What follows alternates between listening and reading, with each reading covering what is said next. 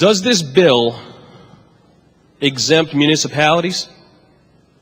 Through you, Madam Speaker, no, it does not. Representative Greene.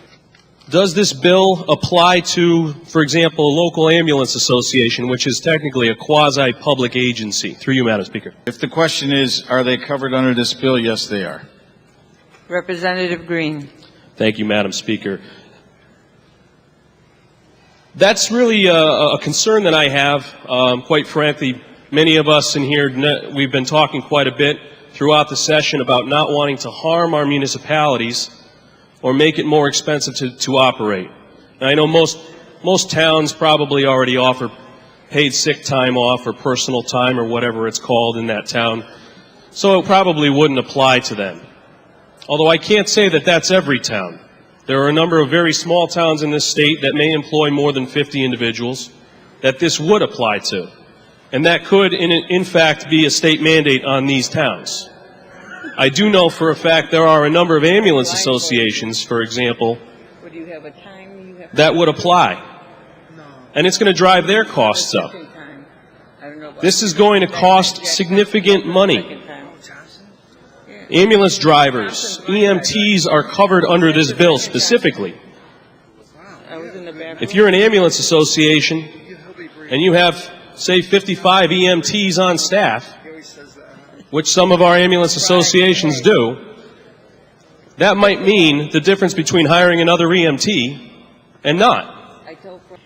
In addition to that, I will just say this.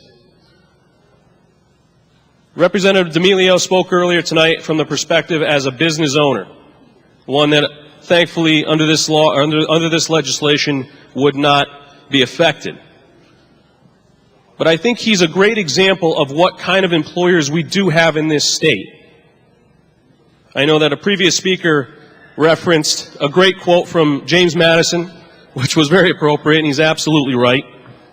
But I'd have to disagree in this case, because in my mind, if we characterize our employers as either being angels or not angels, bad men, bad women, people with an agenda driven by greed, then we're doing a serious disservice to the very vast majority of our employers in this state.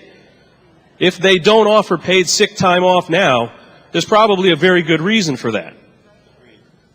We need to remember that this legislation is not only going to cost money, it's going to cost jobs. This point has already been brought up, but I will say it again. And this is the primary reason why I'm opposed to this amendment and the underlying bill.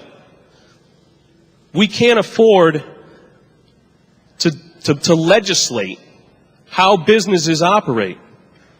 Because if we continue to go down this path, we will not grow any jobs. And all of us here were elected, I know I was, with the mandate from our constituents, go up to Hartford and grow jobs.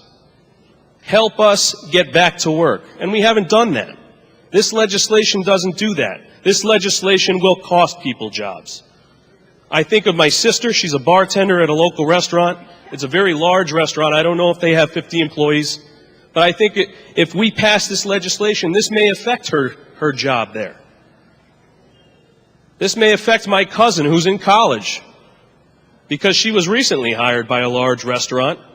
She was probably the last person hired. So if they have to reduce the size of their staff, chances are she's going to be the first one gone. That's a problem. If our business in this chamber results in the loss of any jobs in this state, then in my mind, we've failed our constituents.